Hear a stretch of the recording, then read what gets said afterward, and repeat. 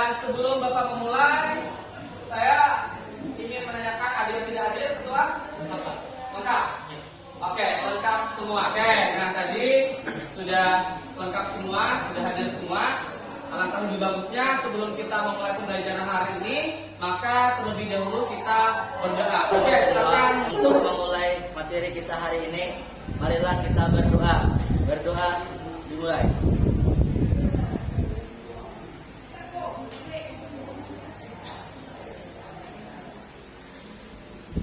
Berdoa selesai.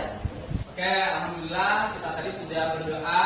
Mudah-mudahan materi yang kita pelajari hari ini, materi yang kalian ikuti hari ini itu bermanfaat buat kita masing-masing dan tentunya bisa kita terapkan dalam kehidupan sehari-hari.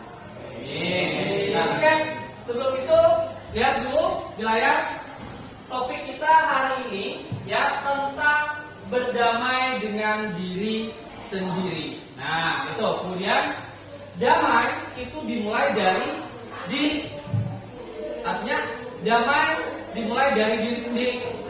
Kita menghargai diri sendiri. Kita jangan merasa insecure bahasanya. Kita jangan merasa tidak percaya diri.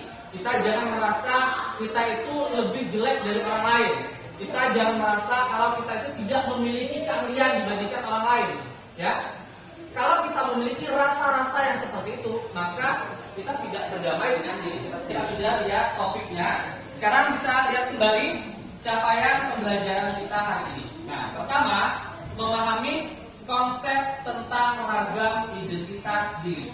Jadi nanti kita memahami yang dimaksud dengan identitas diri itu apa aja, ya. Itu yang pertama. Kemudian yang kedua, mampu memberikan contoh sikap welas asih terhadap diri kita sendiri. Nah, oke, nanti itu akan kalian pahami ya sesuai dengan proses pembelajaran kita hari ini. Nanti di akhir kalian akan memahami apa sih itu yang dimaksud dengan welas asih terhadap Baiklah, diri tadi kita sudah melihat lanjut pembelajaran kita hari ini ya. Jadi ada dua capaian pembelajaran. Nah, berikutnya di sini Bapak akan perlihatkan slide kembali. Nah, bisa dilihat ya? Bisa dilihat belakang? Di belakang. Oke. Ada pertanyaan. Ada 3 pertanyaan. Di situ pertama, pernahkah Anda merasa malu, tidak percaya diri, kemudian sehingga Anda merasa perlu menyembunyikan identitas tersebut? Oke, di antara semuanya ini ada yang pernah merasa tidak percaya diri, pernah merasa malu, ada? Oke, ada. Sebutkan apa aja yang menjadi ketidakpercayaan diri? Gigi patah, baik. Oh, karena giginya patah.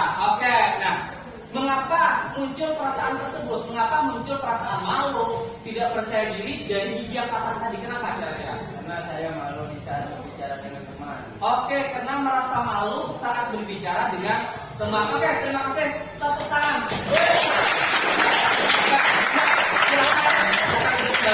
Ya, terima kasih. Tadi ada rasa tidak percaya diri. Ya, ada rasa tidak percaya diri karena giginya patah sehingga merasa malu untuk berbicara dengan teman. Sangat apresiasi karena mampu atau berani menunjukkan selama ini itu yang menjadi rasa tidak percaya dirinya. Oke, tadi. Nah, kemudian berikutnya lagi, apakah Anda merasa percaya diri untuk menampilkan diri yang utuh tanpa ada perasaan malu? Oke, di antara sini lagi, adakah yang merasa percaya diri dengan keadaan dirinya saat ini? Pak, ada Pak.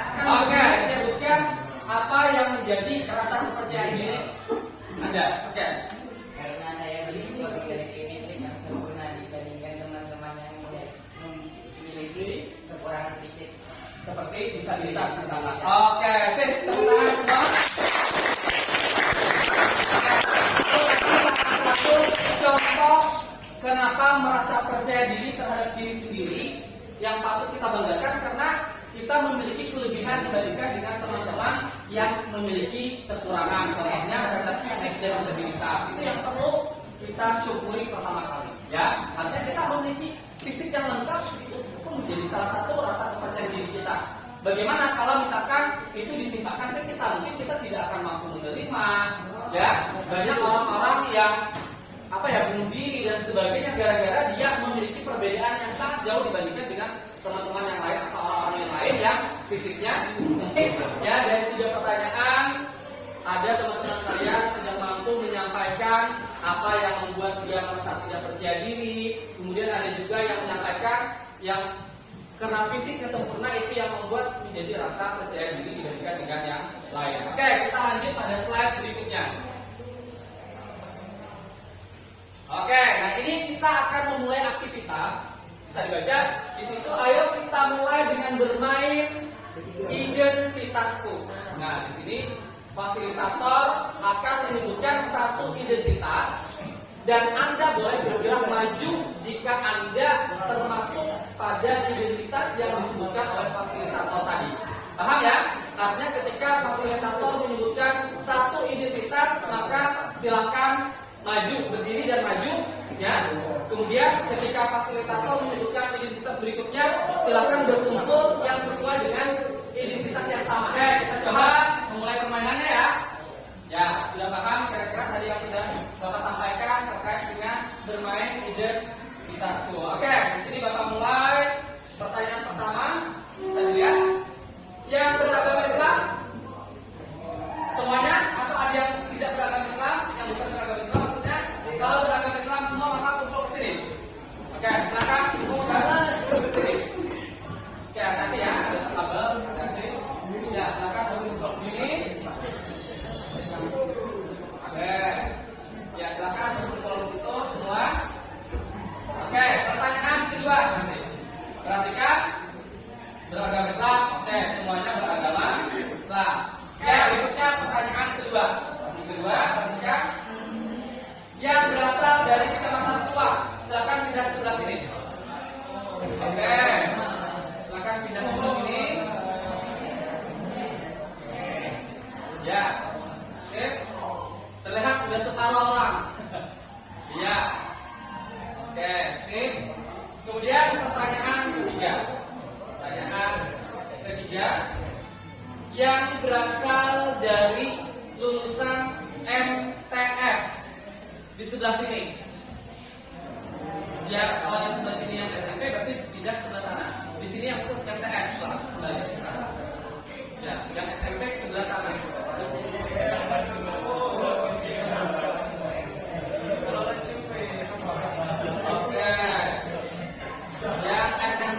Oke, banyak MTS. Banyak yang MTS ya. Yang SMP ada berapa orang? Yang SMP ada 8.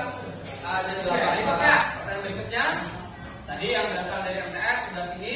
Kemudian ini yang tentu berasal dari SMP ya. Oke, pertanyaan berikutnya. Yang suka makan sayur ke sebelah sini.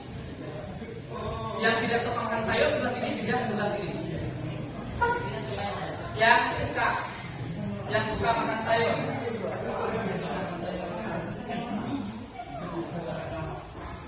Yang suka makan sayur. Oke, yang suka makan sayur. Yang di sini tidak suka makan sayur. Oke, berikutnya yang suka main game ke sebelah sini. Yang suka main game.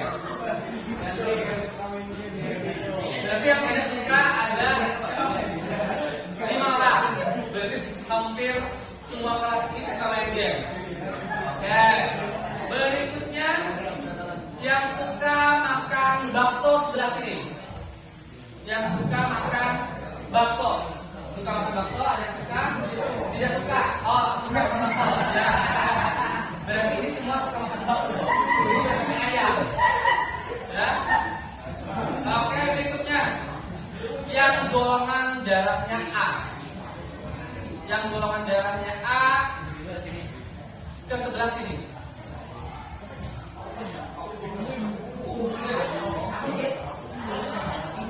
Yang A sebelah sini, berarti ini bisa jadi golongan darah B, O dan A.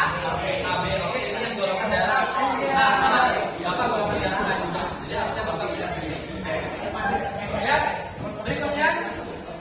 Oke, saya perhatikan berikutnya yang suka makanan pedas. Yang suka makanan pedas sebelah sini.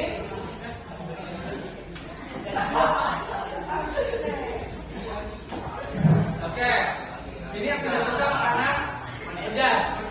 Ya, tidak suka makan pedas. Oke. Berikutnya, yang memiliki suku keturunan dari suku Jawa, pindah ke sebelah sini. Oke, berarti ada satu orang yang tersisa. Jadi, oh ada lagi. Oke, ada 3 orang. Oke, dia dari suku apa? Jawa, dari orang tua bapak atau ibu, dari ibu atau dari mbah ya. Oke, dari ya. Oke, sampingnya lagi sama dari moyang juga. Oke, dari ibu. Jawa mana? Jawa Tengah. Oke, sip. Tepuk tangan untuk kita semua. Itu tadi permainan kita tentang identitas. Jadi Bapak mengetahui di kelas ini hanya ada 3 orang yang berasal dari keturunan dari suku Jawa. Sisanya mungkin dari Dayak, mungkin ya dari suku Banjar. Nah, oke. Sip. Terima kasih. Silakan kembali ke tempatnya masing-masing. Ya. Silakan kembali ke tempatnya masing-masing.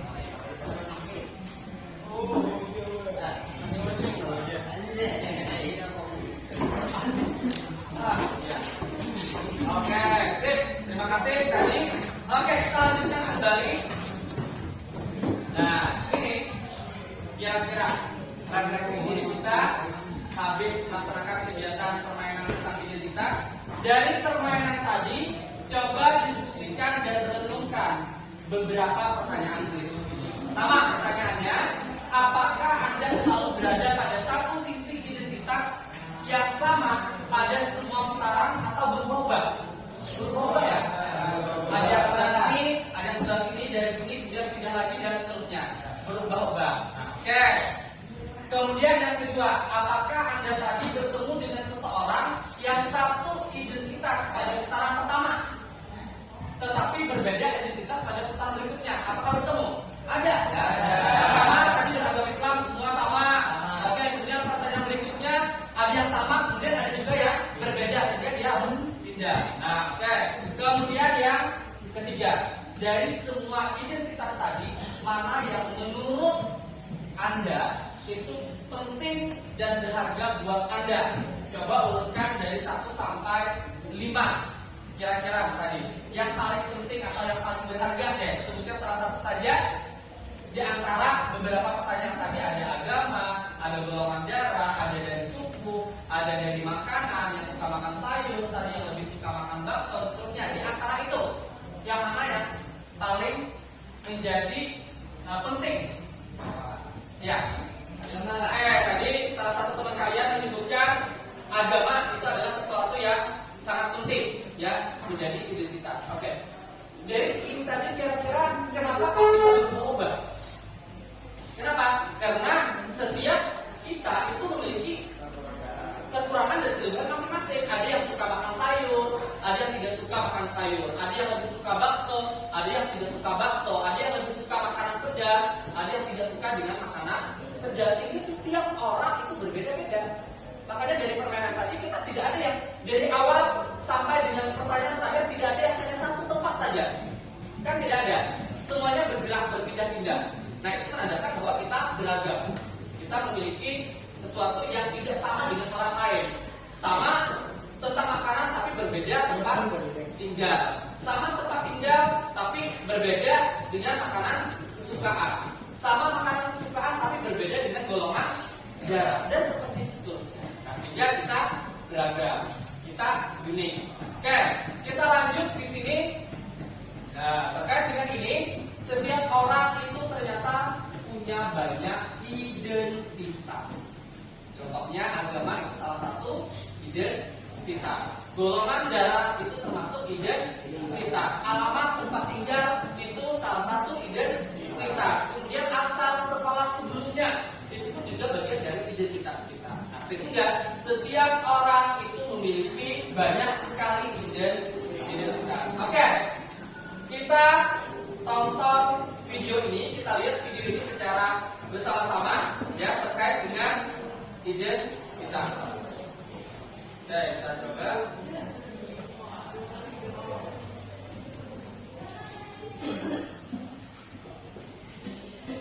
Oke, silakan simak ya.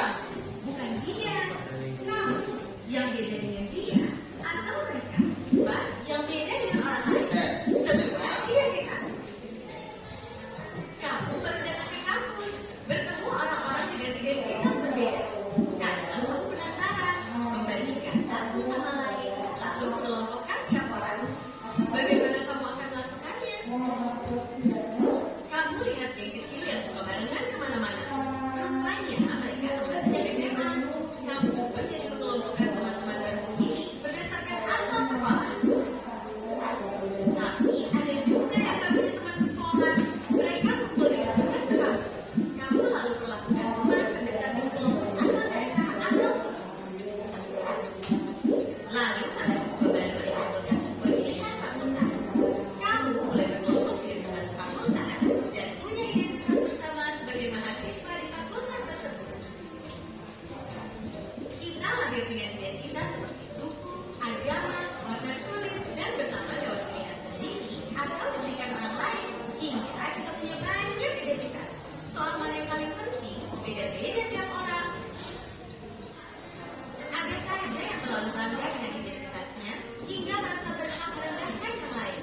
Ada juga yang selalu minder sampai tergoda membela identitasnya secara ekstrim. Beda identitas itu wajar, namun mungkin kita perlu cara pandang yang benar soal identitas. Coba lihat baik-baik. Mungkin kita beda dalam satu identitas, tapi sama dalam identitas lain. Bahkan ketika mengelompokkan orang, kita sebenarnya mencari persamaan identitas. Akhirnya kita perlu pahami bahwa beda itu hak asasi. Namun kita juga akan menemukan semua orang punya satu identitas yang sama. Insan Tuhan.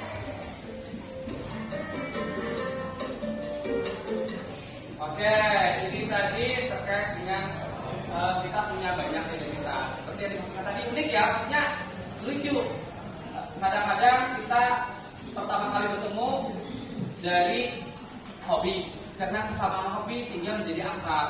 Kemudian akrab dengan teman yang lain karena kita berasal dari satu daerah. Kemudian kita sama satu daerah, akrab dengan teman yang lain karena kita berasal dari kampus yang sama misalkan. Seperti itu, sehingga kita memiliki sekali banyak identitas. Sangat banyak sekali identitas yang kita miliki. Oke, kita lanjutkan. Nah, sini. Setiap orang punya banyak identitas. Pertama, mungkin kita punya kesamaan identitas suku dengan seseorang. Tadi sama, berasal dari suku Jawa ada 3 orang. Tetapi berbeda identitas agama dengan orang tersebut misalkan. Sama satu suku tapi berbeda agama. Satu orangnya beragama Islam, kemudian satunya lagi beragama Kristen dan seterusnya. Walaupun sama-sama dari satu suku. Oke. Kemudian ada identitas yang begitu saja kita terima sejak lahir dan tidak bisa diubah. Kira-kira apa? Apa? Nama, jenis kelamin, kemudian tanggal lahir, atau kita inginnya berasal dari orang tua yang mana, kan kita tidak bisa memilih. Ya, kita tidak bisa merubah dan sebagainya. Nah, itu berasal dari sejak lahir kita sudah memiliki identitas tersebut. Kemudian ada identitas yang kita anggap sangat penting. Jika orang merendahkan identitas tersebut, kita akan merasa sangat tersinggung. Kira-kira apa? Identitas apa kira-kira? Nama, agama, misalkan. Agama atau nama kita diejek-ejek orang atau dirubah teman, kita merasa tersinggung karena nama itu adalah pemberian dari orang tua, ya. Kemudian ada teman mengejek nama kita misalkan. Nah, itu adalah sesuatu yang perlu kita pertahankan, perlu kita beri penjelasan kepada orang tersebut. Oke, itu tentang identitas. Kita lihat berikutnya lagi. Nah, gunakan standar diri sendiri, ini yang sangat penting, ya. Gunakan standar diri sendiri. Karena apa? Setiap manusia atau setiap kita, setiap kalian yang ada itu unik, ya. Itu unik, setiap manusia itu unik. Setiap kita itu unik, ya. Tidak bisa dibandingkan dengan yang lain. Itu yang perlu kita sadari terkait jangan insecure, jangan merasa tidak percaya diri. Kemudian, standar umum tidak bisa dijadikan sebagai patokan untuk mengukur diri kita. Paham? Standar umum itu tidak bisa dijadikan sebagai standar untuk menstandarkan diri kita sendiri. Contohnya, misalkan kalau standar iklan, ada standar orang lain mengatakan bahwa cantik itu adalah orang berkulit putih. Tetapi di negara lain, di daerah lain, kulit putih itu tidak menjadi standar kecantikan. Misalkan, sehingga apa? Sehingga standar itu umum. Nah, jadi kita harus bangga terhadap diri kita sendiri. Dan misalnya tadi, standar cantik menurut iklan di televisi tidak bisa dijadikan sebagai patokan kita untuk mengatakan kita ini lebih jelek dari orang lain atau kita ini lebih baik dari orang lain. Tidak bisa. Ya, jadi tidak bisa kita jadikan sebagai standar patokan apa yang ada di televisi. Misalkan. Oke, sekarang kita simak video yang kedua, cara menjadi diri sendiri, tidak minder dan harus percaya diri. Oke, kita simak videonya. Yuni, seorang siswi di sebuah SMA, berasal dari keluarga sederhana. Tapi karena ingin dihormati dan diterima, Yuni mengaku sebagai anak orang kaya. Gaya besar dan bicaranya diatur sedemikian rupa. Tapi diam-diam teman-temannya tak percaya. Mereka mencari tahu kondisi Yuni yang sebenarnya. Hingga akhirnya Yuni ketahuan identitas aslinya. Karena malu, akhirnya Yuni tak pernah lagi muncul di sekolahnya.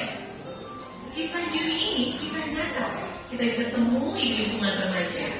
Rata-rata siswa hari ini merasa minder karena tidak memiliki apa yang orang lain miliki, baik itu fisik, prestasi maupun sifat khusus. Menurut hasil FGD kami dengan para guru di 4 sekolah yang ada di Jawa Barat, bahwa dari 1 dari 5 siswa merasa minder karena fisik, dan 1 dari 5 siswa merasa minder karena tidak punya prestasi seperti orang lain. Hasil survei online kami terhadap remaja menunjukkan mereka tak mau menerima diri agar diterima dan dihargai. Bukannya sibuk menemukan dan mengenali potensi diri, mereka malah sibuk mengejar standar umum. Orang yang berkulit gelap sibuk memutihkan kulitnya karena iklan membuat standar kecantikan itu identik dengan kulit cerah. Yang keriting meluruskan rambutnya karena standar umum wanita anggun adalah berambut lurus terkurat. Jika kita sibuk mengejar standar itu, coba pikirkan beberapa hal ini. 1. Setiap orang itu unik. Gak mungkin ada satu standar yang cocok untuk semua. Setiap orang bisa punya standarnya masing-masing. Kalau standar orang ganteng itu maju dan tinggi, lalu bagaimana dengan orang yang pesek dan pendek? 2. Standar itu diciptakan oleh iklan, industri, sinetron, atau budaya. Orang yang gagal membuat standar buat dirinya bakal bisa sangat empuk buat para pencipta standar. Mereka yang bakal jadi korban iklan dan pengaruh lingkungan. 3. Standar itu relatif. Beda tempat, beda standar. Di Mauritania, sebuah negara di wilayah Maghreb di Afrika Utara Barat, misalnya orang yang cantik adalah orang yang berbadan subur.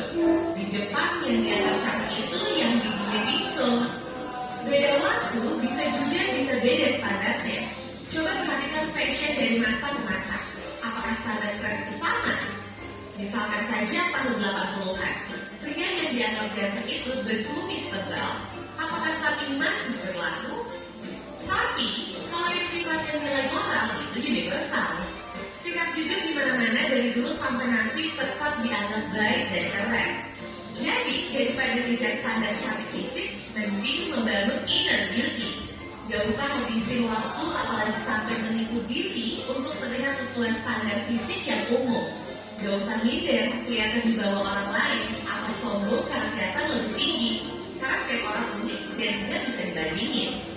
Kalaupun mau bikin standar dan kebandingkan, buatlah standar tinggi buat dirimu sendiri. Bandingkan dirimu kemarin dan dirimu hari ini. Apakah hari ini kamu lebih baik dari kemarin? Terus dorong dirimu sampai memenuhi standar best version of yourself. Ingat, kamu dilahirkan original. Kenapa harus mati sebagai kopi orang lain? Ya, nah, itu tadi. Paham ya? Bisa disimak ya. Kita itu dilahirkan dengan original. Mengapa katanya kita mati dengan kopian orang lain? Kenapa? Karena kadang-kadang mengejar standar kita itu ingin sama dengan orang lain. Tapi kadang-kadang dengan kita menginginkan standar yang sama dengan orang lain, kadang-kadang kita bisa berbohong dan seterusnya, sehingga itu yang tidak bagus. Jadi ciptakanlah standar diri kita hari ini harus lebih bagus daripada hari yang kemarin. Sampai ya, yuk kita lihat walas asih pada diri. Artinya apa? Dari video yang kita lihat, yang dimaksud dengan walas asih itu adalah itu tadi menghargai diri sendiri. Ya, kita menciptakan standar diri kita untuk kita sendiri, bukan kita mengcopy paste orang lain, bukan kita mengejar keinginan sama seperti orang lain. Tapi harus percaya diri dengan apa yang kita miliki pada diri kita sendiri. Oke, seperti itu ya. Bagaimana kira-kira bisa dipahami? Ya, bisa. Ini terkait dengan be yourself, harus percaya diri. Oke, kalau begitu terima kasih karena materinya sudah selesai dan mudah-mudahan apa yang Bapak sampaikan terkait dengan materi hari ini itu bisa menambah wawasan kita, terutama dalam rasa kepercayaan diri, dan kita jangan lagi menjadi orang yang minder. Ya, seperti itu. Oke, terima kasih. Maka untuk itu sebelum kita akhiri materi hari ini, maka alangkah lebih bagusnya kita tutup materi ini dengan berdoa terlebih dahulu. Oke, silakan Mujib untuk memimpin doanya kembali. Oke, untuk mengakhiri materi kita hari ini, mari kita berdoa.